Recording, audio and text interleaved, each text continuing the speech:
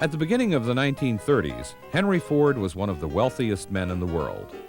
He made his millions building automobiles that people could afford. And the heart of his vast industrial empire was the mighty River Rouge plant in Dearborn, Michigan. Here, a car could be built from the raw iron ore to the completed Ford in just a matter of a few hours. The Rouge was one of the great wonders of the industrial age, but it was only the most spectacular of his enterprises. One of the latest enterprises of the company is the development of a rubber plantation in Brazil. Here at Boa Vista on the Tapajos River, a tributary of the Amazon, Ford is pioneering the rubber field, clearing jungles, planting rubber trees, and bringing a new outlook on life to the natives.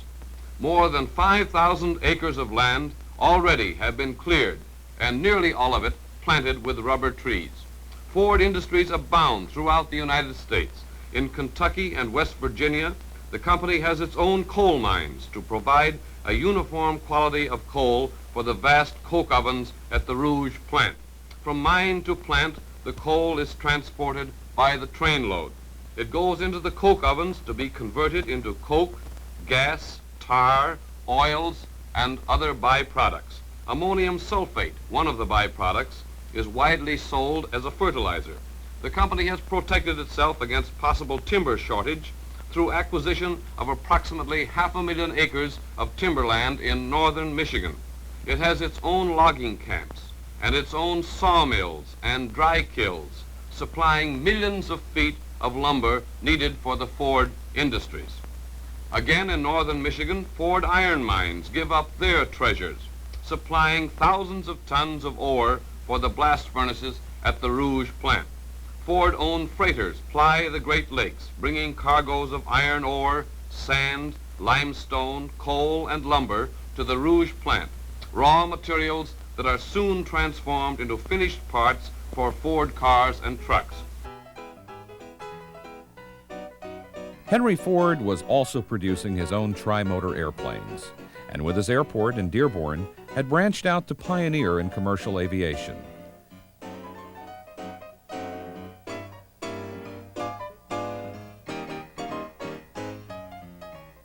The Fordson tractor had helped revolutionize the farm. From the wheat fields of Nebraska to the orange groves of California, the powerful machines produced by Ford were in use everywhere.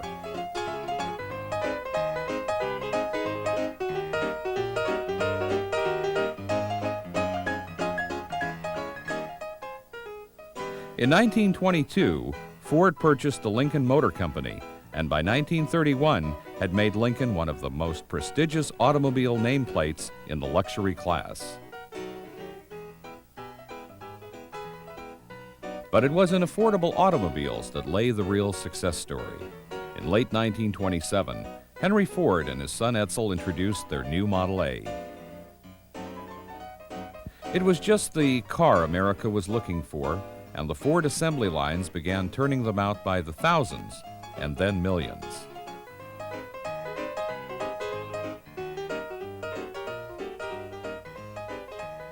The Model A was simply built, inexpensively priced at about $500, and had a new four-cylinder engine that gave it all the speed and smoothness that a car buyer could want. It was a car with a personality that seemed to have the same indestructible pride and durability of the men that built it. A car that came in a wide variety of body styles, such as the convertible cabriolet, and a beauty of line and youthful sportiness that would make it a legend.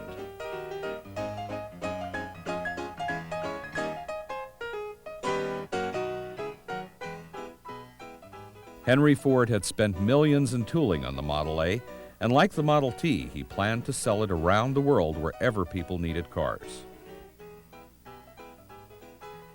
Through the years, he had established plants to build his Fords at strategic locations across North America and in many parts of the world. Plants in the United States like the one at Hamilton, Ohio, and foreign plants like Mexico City, Singapore, and Barcelona.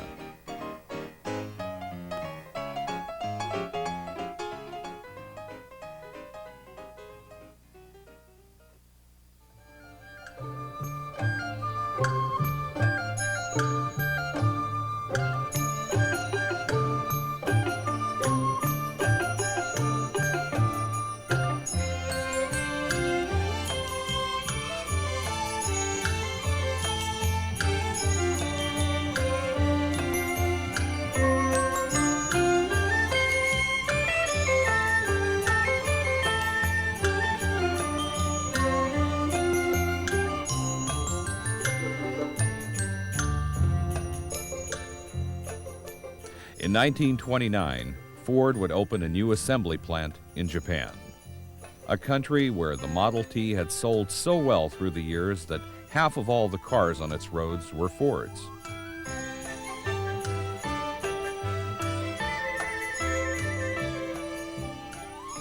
There had been a Ford assembly operation here since 1920, but the work took place in some crude tin sheds.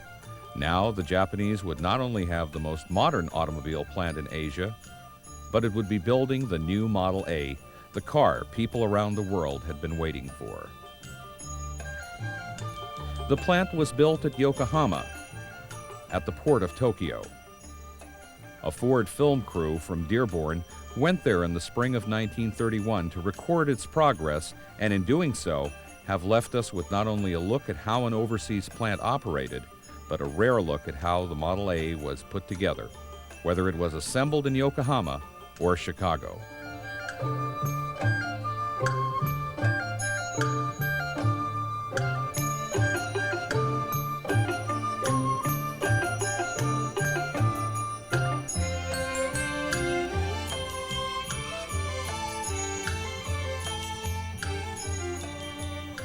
The site of the Japanese plant was typical of Ford, built on the water with good access to ocean shipping, where it could receive supplies and send out finished cars and trucks.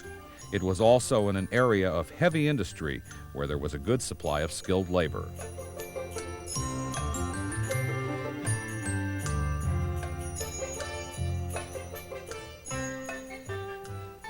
There were excellent rail connections for receiving Japanese-produced parts and supplies, as well as for shipping Fords out to inland destinations.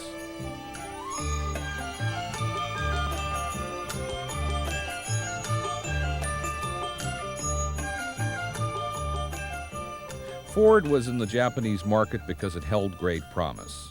As a nation, Japan was becoming more industrialized. Its people were beginning to adopt more of the Western culture and wanted more modern conveniences. The country was emerging as a world power in the production of steel and manufacturing.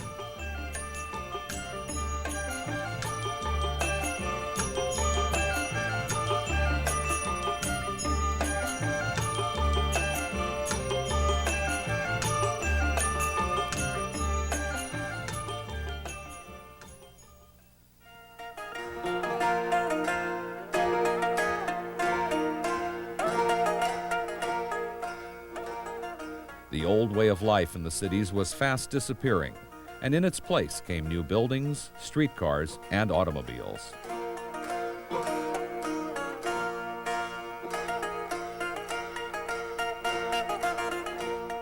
Japanese fashions were changing. The modern young woman wore Western dress and shopped for the latest trends in American and European-made goods. Modern transportation tied the countryside to the big cities. People were in the market for bicycles and motorcycles, and if they could afford to, they would buy an automobile.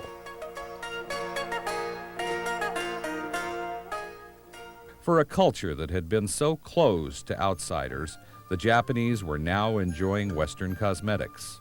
A romantic stop at the corner drugstore for a soda, or an evening out on the town.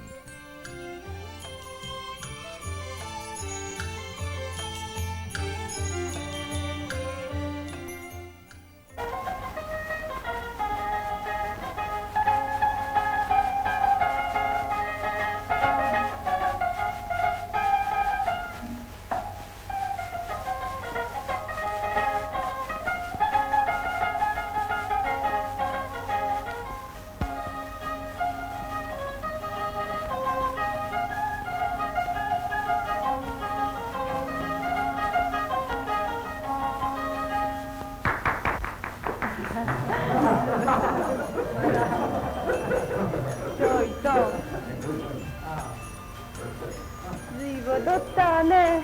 僕くたばれちゃった。お茶にしない？よかろう。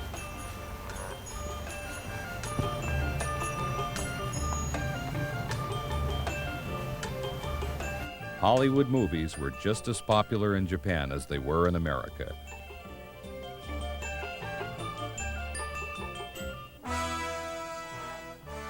Japan was growing up, and with it came the potential for a boom in consumerism that did not go unnoticed by Ford and the business world.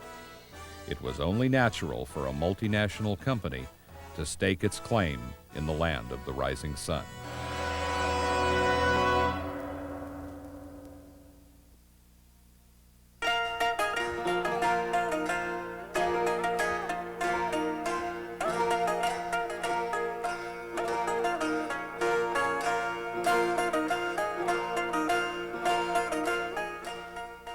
The Ford assembly plant at Yokohama was as modern as any the company had in the U.S.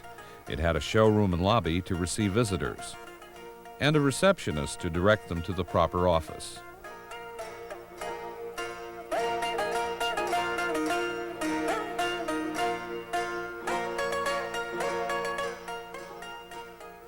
Nearly all of the Ford plant workers were Japanese. As was the custom, the women who held jobs mainly as secretaries arrived for work in a group, separate from the men.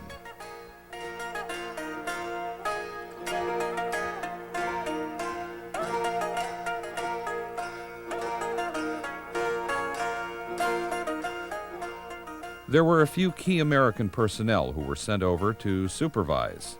It was Henry Ford's belief that if he taught the Japanese his way of doing things, they would become more self-sufficient and, in the end, help change their society as bigger consumers of his product.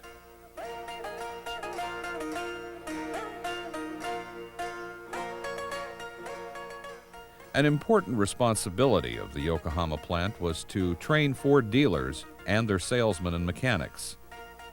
Classes were held on a regular basis to provide basic business practices and elementary engineering and mechanics. Many of the men were familiar with the old Model T Ford, but had no experience with anything so advanced as the sophisticated Model A cars and trucks. They had to learn not only how to drive them, using a gear shift and clutch, but how to service and work on them. This group receives instruction on a drive-away truck chassis, one of the biggest sellers in the Japanese market. The function of the differential was explained, and salesmen would take note that there were several optional gear ratios available on trucks. The classroom for mechanics was completely equipped with every Ford and K.R. Wilson tool needed to service the Model A. Expert machinists taught the men how to bore an engine cylinder, how to grind valves, and pour bearings, an essential learning experience they would take back with them to their respective Ford dealerships across Japan. Parts for the Yokohama plant were manufactured in the U.S. and shipped across the Pacific, often in Ford's own freighters. They were oiled to prevent rust and packed in large crates, numbered for identification.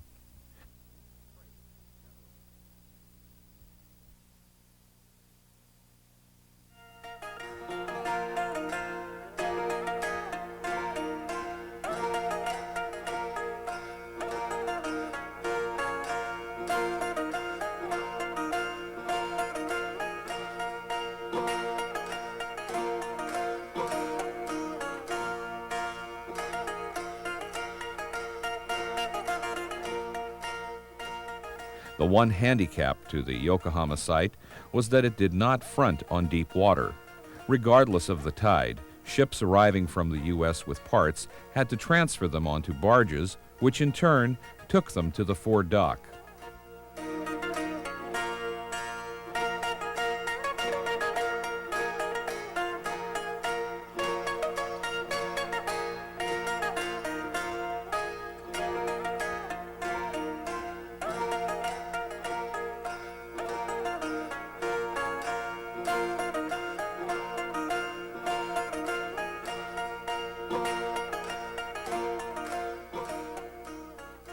From the barges, the crates were loaded on dollies and towed by rubber-tired Fordson tractors into the receiving area.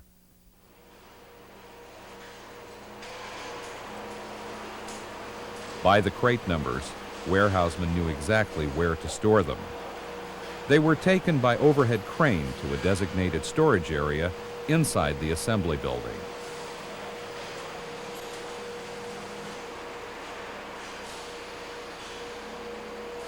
Japanese government inspectors made spot checks of the crates, making sure the parts matched the ship's manifest. In order to maintain its relationship in this country, Ford maintained strict records on all shipments.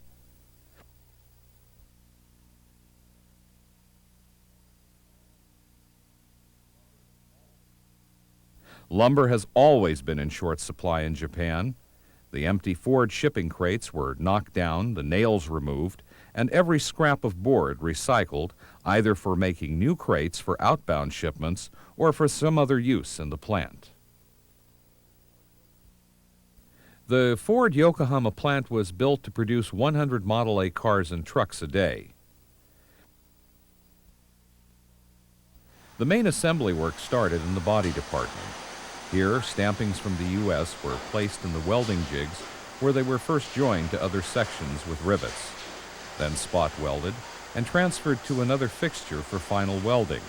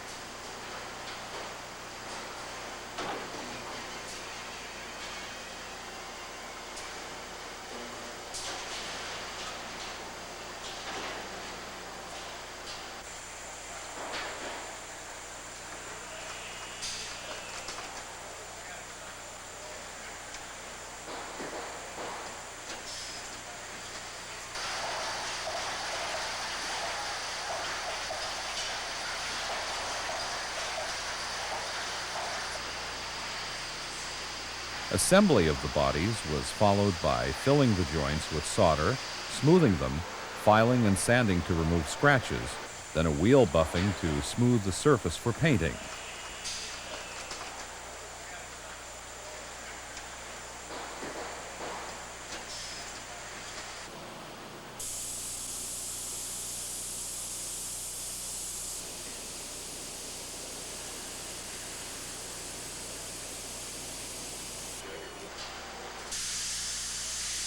The bodies were then given a spray coat of primer.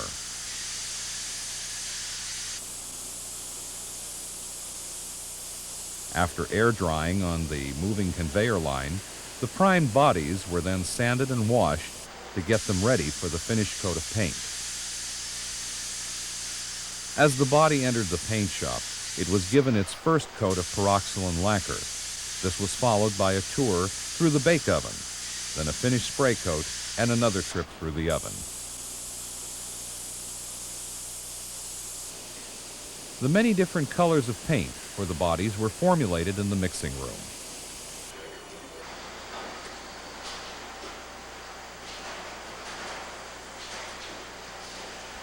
From the ovens, the bodies were placed on a waist-high conveyor and given a complete buffing to bring out the luster of the lacquer.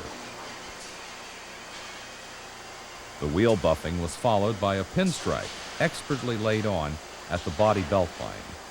This was one of the most delicate jobs in the plant and required an artistic eye, a steady hand, and a strong back. Stripers were positioned on both sides of the bodies as they moved slowly down the line. Each man had to know which color to brush on to match the finish, as well as to make continual adjustments to the different body striping patterns.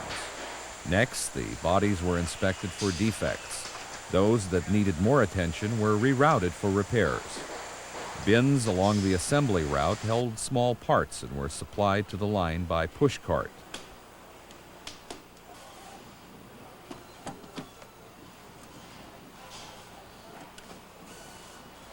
The last operation was to complete the upholstering. Pre-sewn seat cushions and other panels came from Detroit and were easily assembled. Convertible tops were also pre-assembled to fit, while other trim had to be made by the detailers.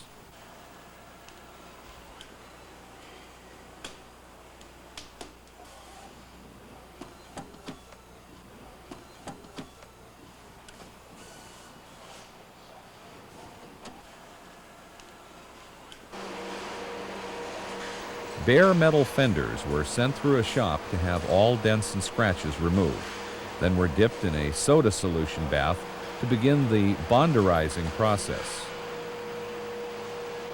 From the soda bath, the fenders were put on a conveyor that took them through the dryer. Unlike the bodies, the fenders would not get a prime coat of paint. Instead, they would be sanded to a satin finish to prepare them for a direct application of paint. After the bonderizing process, which was designed to protect against rust and provide a strong bond for paint, the bare fenders were dipped in black enamel, hung on a conveyor that took them through a bake oven, dipped in enamel again, and then sent through the bake oven once more.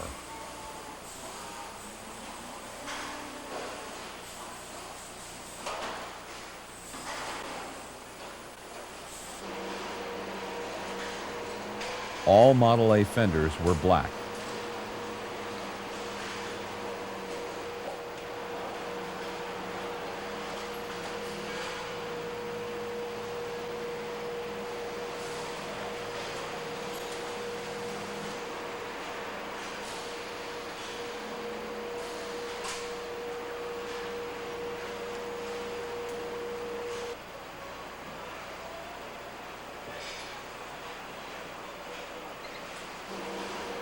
In a similar process, wheel hubs and other chassis parts were dipped in black and sent through the ovens.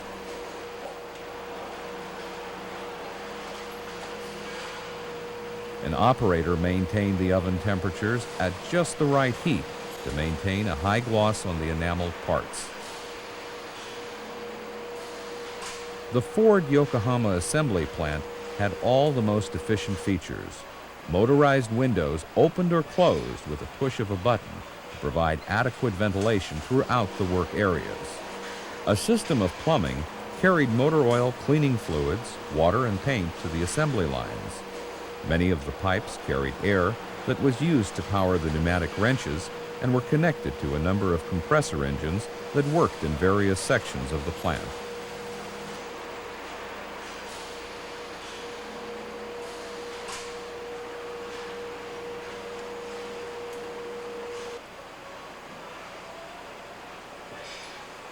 Model A chassis assembly began by attaching the frame side rails to the cross members.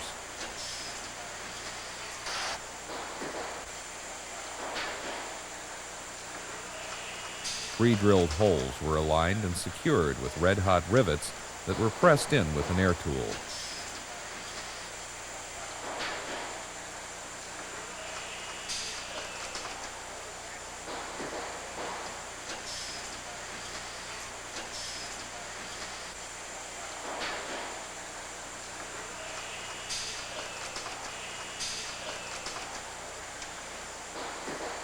The frame would continue to receive parts as it moved down the skid rails.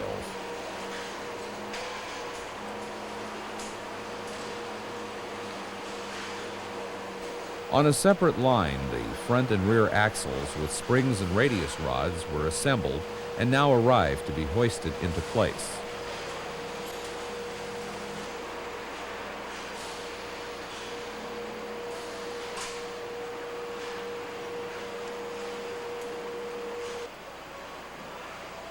A truck chassis with its heavy axles and springs is built upside down at this point for easier attachment of parts. Right side up again, the chassis were given a complete spray coat of black enamel.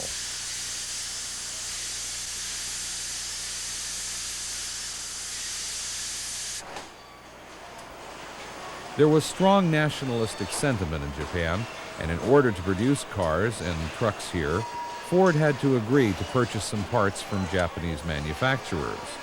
These were mostly tires, gas tanks, floorboards, and electrical wiring that were available locally.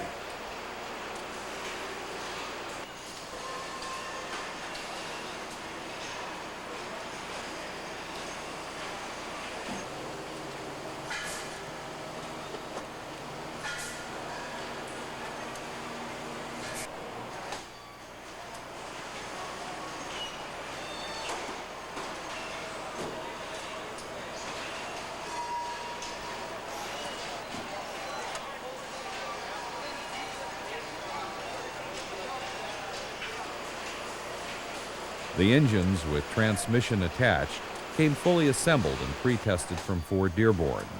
They were lowered into the chassis from an overhead hoist, positioned in the motor mounts, and connected to the drive shaft.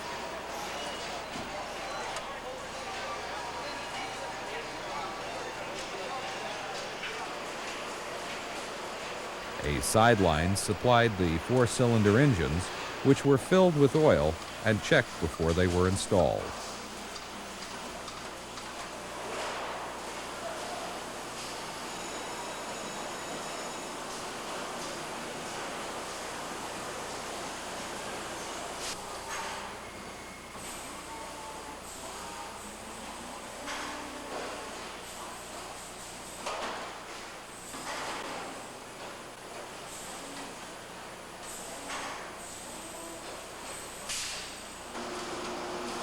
Attaching the muffler and tailpipe assembly required 2 hands and a knee.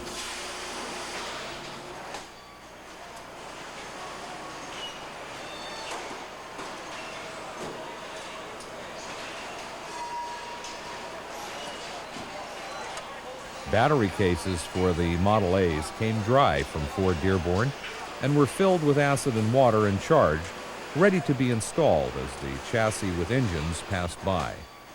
Before being installed, each radiator was submerged in a tank of water and given a pressure test. Alongside the line, tires were mounted and inflated to the proper pressure automatically.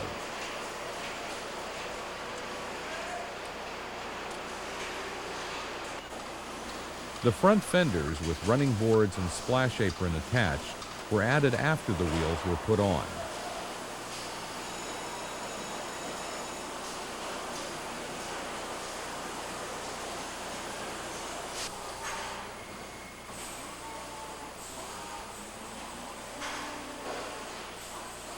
Rear fenders on passenger models were already attached to the body, which was now lowered onto the completed chassis.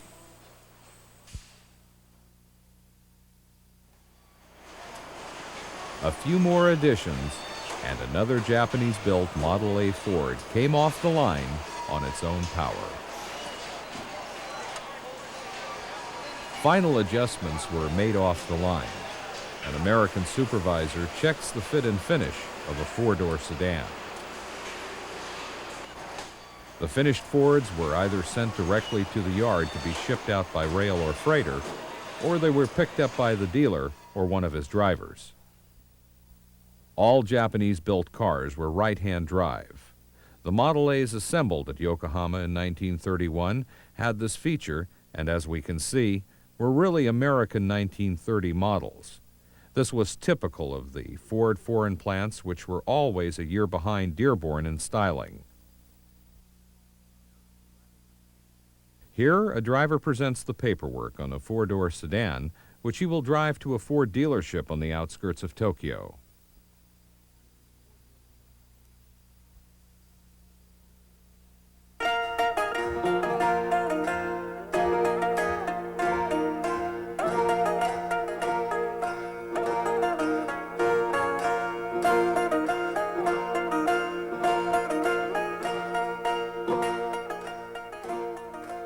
The Ford Yokohama plant also produced cars and trucks for Formosa and Korea, as well as for outlying Japanese islands.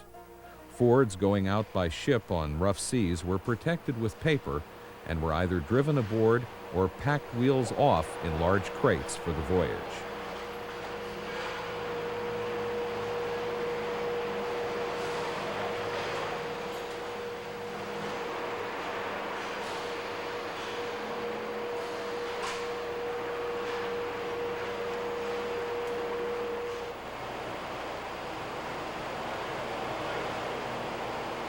In addition to complete vehicles, many chassis were shipped for conversion to other uses, such as in road building equipment and for farm implements.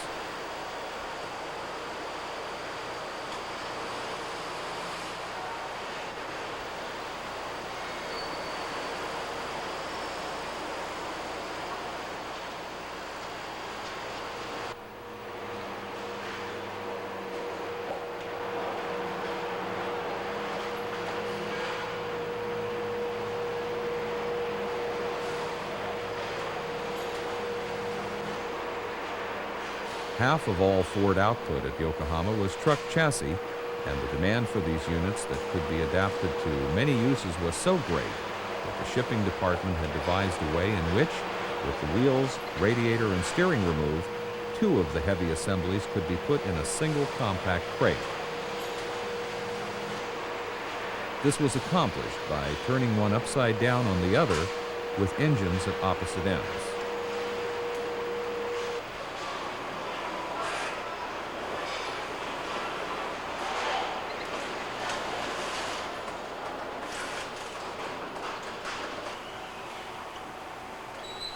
Drained of engine oil, the chassis were strapped tightly together and crated for delivery by ship or rail.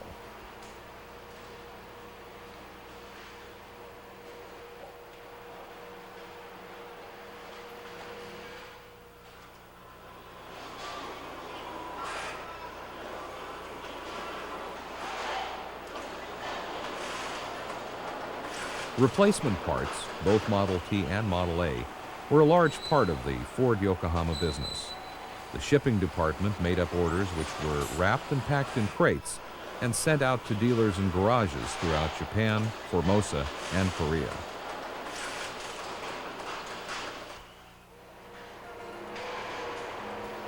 Drivable chassis and complete vehicles going out by rail were handled in a special annex to the plant.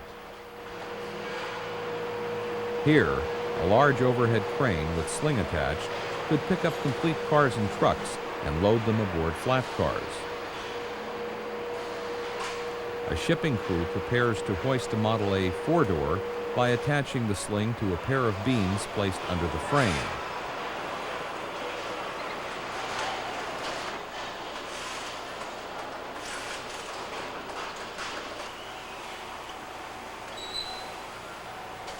The car is moved onto a crate platform aboard a flat car moved into the building on a spur. Then, all 4 wheels are removed to lower its height.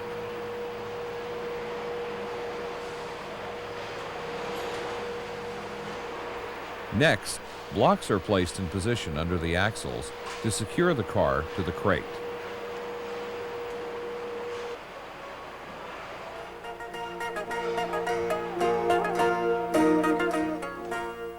In the last step of the operation, the flat cars were covered with canvas to protect the shipment, made up into a train, and sent to destinations throughout Japan.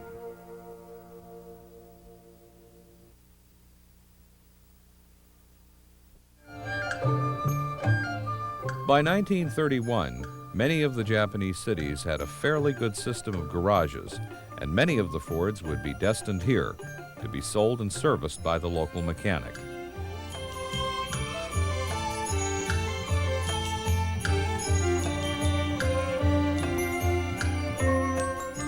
But authorized Ford dealers were also becoming more common. Trained at the factory in sales and service methods, they usually located their places of business on highly visible boulevards with access to a good walk-in trade.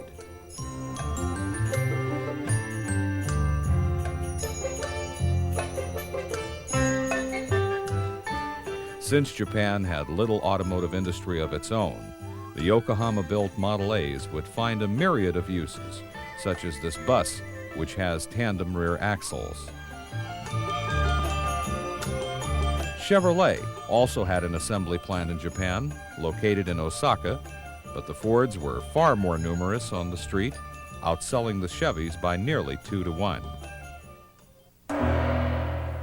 Japan, like the rest of the world, was caught up in the Depression by 1931. The Asian nation was particularly hard hit by a drastic fall in price of its 2 most important exports: rice because of the competition from other countries, and silk because of the virtual disappearance of the American silk trade following the collapse of the American stock market in 1929. The falling economy left the country vulnerable to political turmoil.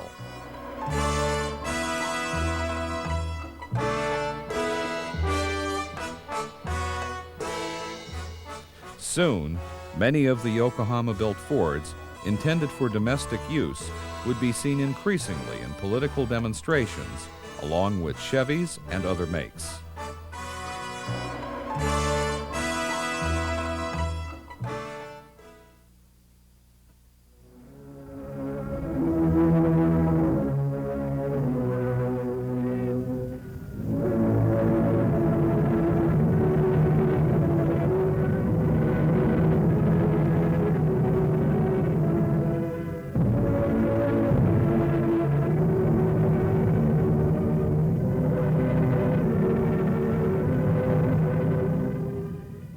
As the summer of 1931 wore on, Japan was becoming more militant. Overpopulated, with little room to expand and few natural resources, the nation had come under the dominance of the army generals who were determined to expand the country's territory and influence. Much of the Industrial Revolution that was taking place within its borders was turned to the production of armaments.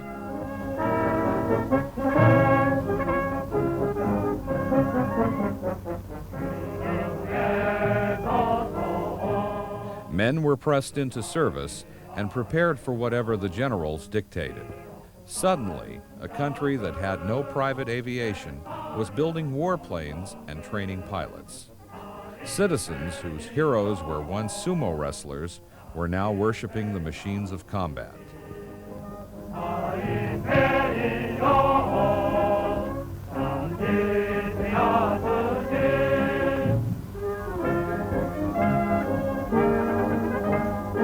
The Japanese Navy was now a major force in the Pacific. It had battleships, cruisers, and destroyers with enough firepower to bully anything on the high seas.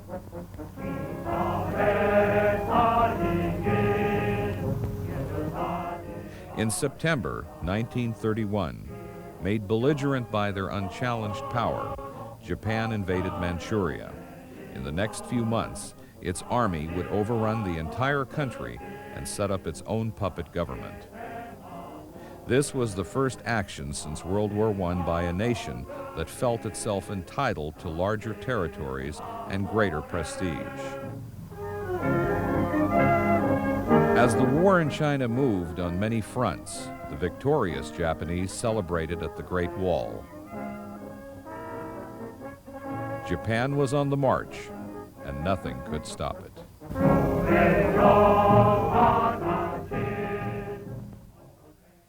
Meanwhile, back in Tokyo, during the summer of 1931, the nearby Ford plant in Yokohama was paid an official visit by an important member of the royal family.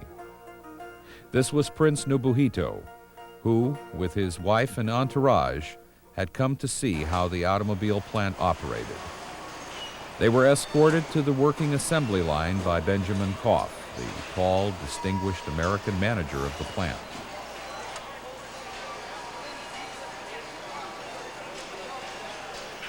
Another American supervises the hoisting of the finished Model A bodies from the slat conveyors to the completed chassis.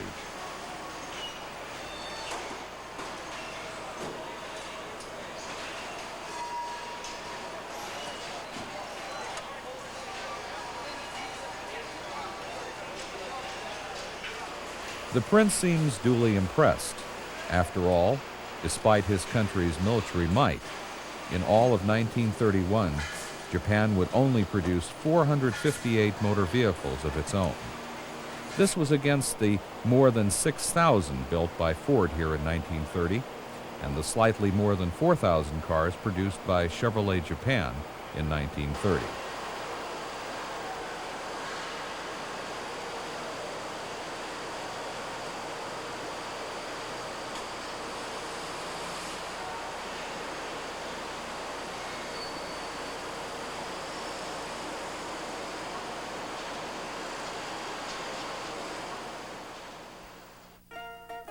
The royal family of Japan seemed oblivious to the militaristic actions of its army.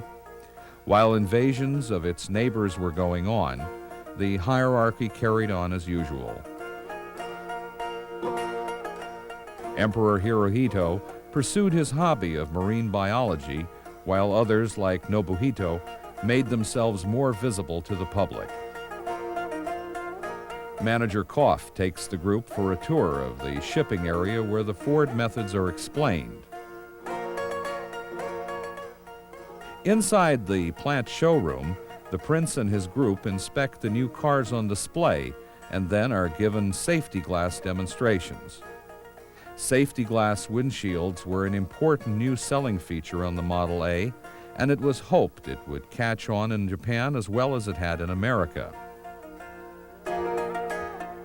After the one-hour tour, the Japanese delegation would see the royal couple off in their big American-produced Lincoln.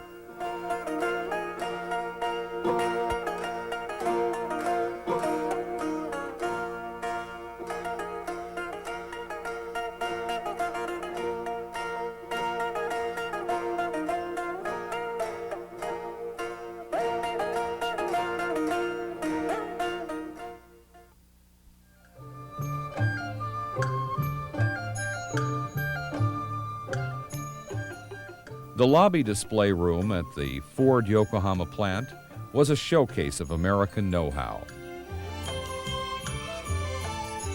Here was a new Lincoln touring car built by Ford in Detroit, as well as Model A passenger and commercial models. The Japanese did not need color styling, four-wheel brakes, shock absorbers, balloon tires, gear shift transmission, roominess, or smooth engine performance. But it was what Ford was making, and they were growing a definite fondness. The Japanese buyer was driven more by necessity. He had to first be taught the importance of safety and beauty before the salesman could move on to the right car to match his pocketbook. There were plenty of Ford Yokohama models to select from. The Model A Standard Roadster came with a folding top and windshield, an optional rumble seat roomy enough for 2 adults, two-tone paint, and optional side-mount tires.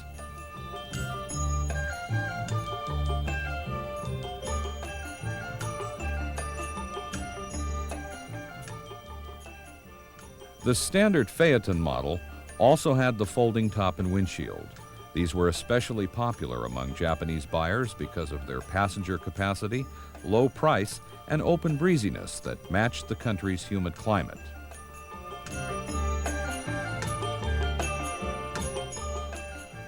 The top seller of all the 1931 Japanese Ford models was the AA cowl and truck chassis. It had just the basics and was perfect for the farmer or businessman to add the body or extra equipment to his own liking.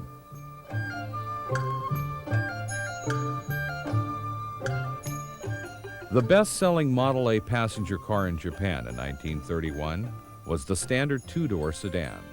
It had all the basics, combined with plenty of room and low price. This was the one the average Japanese family that could afford it would buy.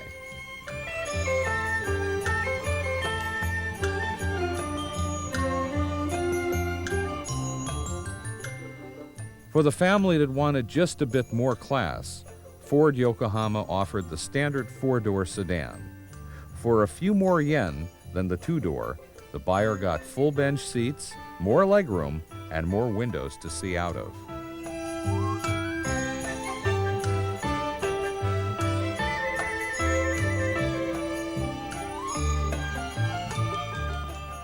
The deluxe four-door sedan was the regular model with a higher price tag that covered such features as fancier interior and cowl lamps.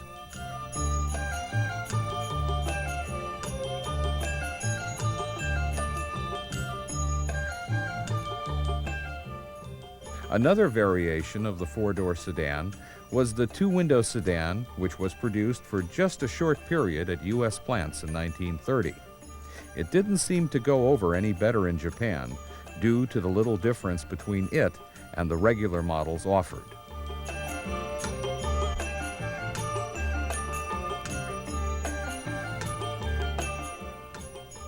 The deluxe coupe was a favorite with businessmen and government officials who traveled alone. Like the rest of the Model A line, it was available in two-tone paint and carried an optional spare tire.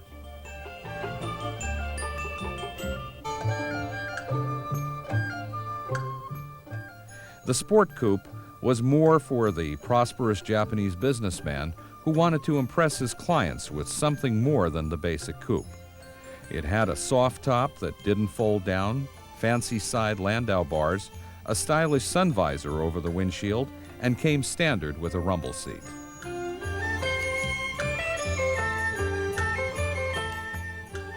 The Cabriolet was another sporty model to choose from.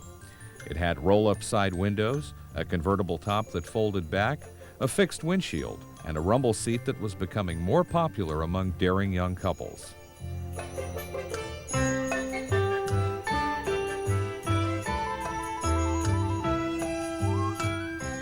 So that's the story of the Ford plant in Yokohama, Japan in 1931. And how did it fare during the years leading up to World War II? As international trade shrank because of the Depression, Japan and other countries began resorting to nationalistic policies of attempted self-sufficiency. By 1935, the Japanese had built their own automobile industry up to become a sizable force in Asian countries. In the following year, when Ford applied for a permit to expand into manufacturing, it was denied. Fords continued to be built at Yokohama and sold in Japan until the attack on Pearl Harbor, when the plant was occupied by the Japanese.